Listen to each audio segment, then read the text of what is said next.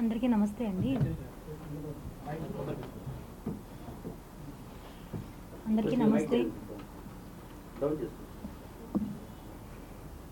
మీకు అందరికీ తెలిసిందే, నేను ఈ ప్రెస్ మీట్ నుంచి బయట అడుగు పెట్టడం,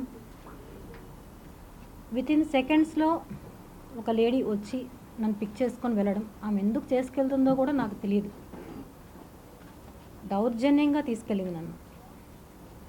ఆమె ఎలా తీసుకెళ్ళిందంటే, ఆమెకి ఎవరో ఫోర్సబుల్గా చెప్పి, మీరు ఈ అమ్మాయిని తీసుకోరాకపోతే మీకు జాబ్ లేదు అని వాళ్ళకి చాలా ఎంత ప్రెషర్ పెట్టారో అంత ప్రెషర్ ఉంటేనే ఆమె అంత ఇలా బిహేవ్ చేస్తుంది. ఆమె చేసిన ప్రెషర్ వల్ల ఇక్కడ మన తిరుపతి పోలీసు వాళ్ళు కూడా ఏం చేయలేకపోయారు. ఒక లేడీ వచ్చి మొత్తం పోలీసుల్ని మొత్తం మేనేజ్ చేసి వాళ్ళ దగ్గర ఎటువంటి ప్రూఫ్స్ తీసుకెళ్ళడానికి, అక్కడి నుంచి పాస్పోర్ట్ అనేది ఒకటి ఉండాలంట, వాళ్ళ దగ్గర అది లేదు. యాక్చువల్గా వాళ్ళ కేసు ఏంటో కూడా తెలియదు. వాళ్ళు నేను అడుగుతున్నాను అక్కడికి వెళ్ళి, అసలు కేసు ఏంటని అడుగుతుంటే క్రిప్టో అంటున్నాడు అతను వచ్చిన అబ్బాయి. క్రిప్టో కాయిన్ తీయడం అఫెన్సా ఇప్పట్లో? క్రిప్టో ఎంతమంది తీస్తున్నారు కాయిన్? రీసెంట్గానే జరిగింది, మన ట్రంప్ గారు ప్రెసిడెంట్ అయినప్పుడు ట్రంప్ షిప్ కాయిన్ అని ఒకటి, ట్రంప్ కాయిన్ ఏదో రిలీజ్ చేశారు. ఎంతమంది కొన్నారు, ఎంతమంది చేశారు? క్రిప్టో అనేది తప్పు కాదు. అక్కడ వాళ్ళు చెప్పడం క్రిప్టో అనేది చేసింది ఈమె అని. ఓకే, క్రిప్టోనే అనుకుందాం. క్రిప్టో గురించి నాకు పూర్తిగా తెలియదు, అసలు నాకు ఆ నాలెడ్జ్ అనేది తెలియదు. అసలు మెయిన్ పాయింట్, నేను వాళ్ళు అక్కడ క్వశ్చన్ చేస్తుంటే కేసు ఏమని సమాధానం చెప్పాల. ఈవెన్ స్టేషన్లో ఒక్కరికి కూడా చెప్పలేదు వాళ్ళు. ఆమె లేడీ నాకు తెలియదు, నేను తీసుకెళ్ళాలంతే. ఇవంతా పక్కన పెడదాం, ఓకే అయిపోయింది. వాళ్ళు దౌర్జన్యంగా వచ్చారు, అన్అఫిషియల్గా వచ్చారు అనేది ప్రతి ఒక్కరికి తెలుసు. ఎందుకంటే లోకల్ పోలీస్ స్టేషన్లో వాళ్ళు ఎక్కడ ఇన్ఫామ్ చేయలేదు.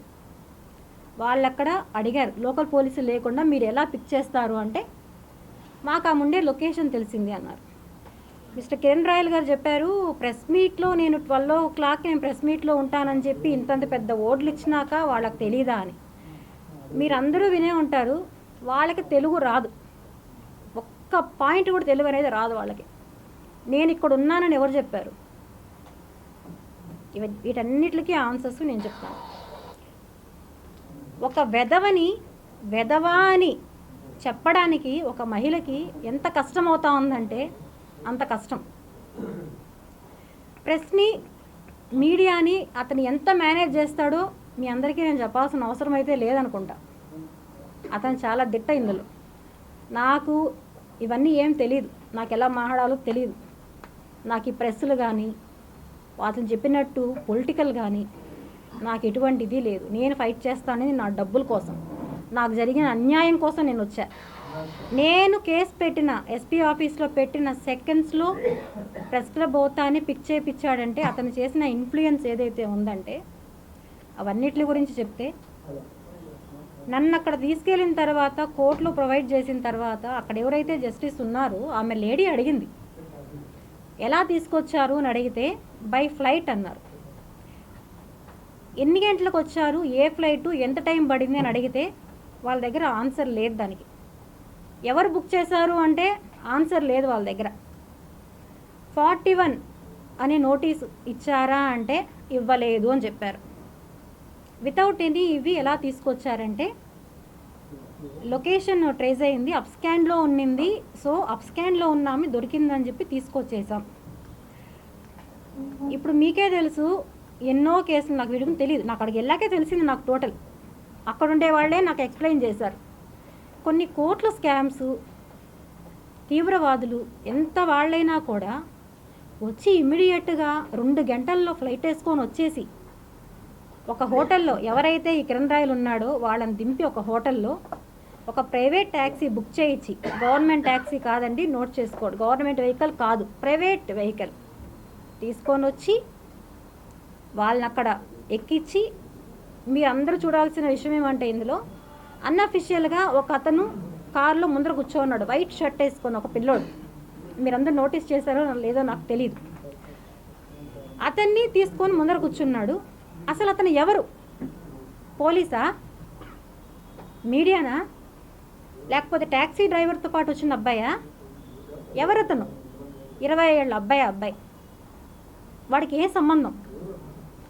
లొకేషన్తో పాటు తీసుకొని వచ్చి ఆమె లక్ష్మి అని చెప్పి, నా దగ్గర వాళ్ళ ఫోటో కూడా లేదండి, క్లియర్. నేను అక్కడికి వెళ్ళాకే నా ఫోటో తీసుకున్నారు వాళ్ళు. లక్ష్మి ఇంత మీడియాలో 2 రోజులకు పబ్లిక్ అవుతా ఉంటే ఎవరికి తెలీదా అని చెప్పాడు. వాళ్ళకి ఏమీ తెలియదు, కేసు కూడా వాళ్ళకి ఏంటో తెలియదు.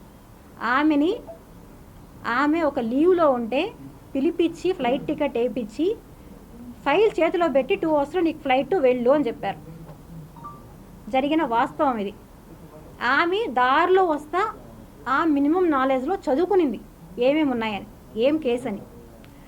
అందులో ఈ పాస్పోర్ట్ ఏదైతే ఉందో దాని గురించి కానీ ఇంకా ఏ ఉన్నాయో అవి ఆమె ఏమీ చూసుకోలేదు అసలు. ఓకే, అన్నీ అయ్యాయి.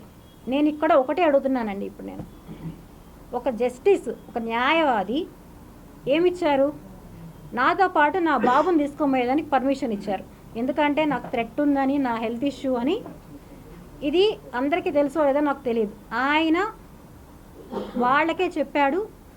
రాసిచ్చారో లేదో నాకు ఐడియా లేదు. ఇచ్చారా కదా? ఓకే, మొత్తం ఆయన క్లియర్గా చెప్పారు. వాళ్ళు తీసుకెళ్తామని చెప్పి నాతో పాటే మా బాబు వచ్చాడండి, తీసుకొచ్చారు చెన్నై దాకా. చెన్నై ఎయిర్పోర్ట్లో ఏదైతే ఉందో బాబుని బయట పెట్టి టికెట్ తీసుకొని వస్తాము ఉండు అని చెప్పి ఇమీడియట్గా నన్ను లోపలికి తీసుకెళ్ళిపోయారు వాళ్ళు.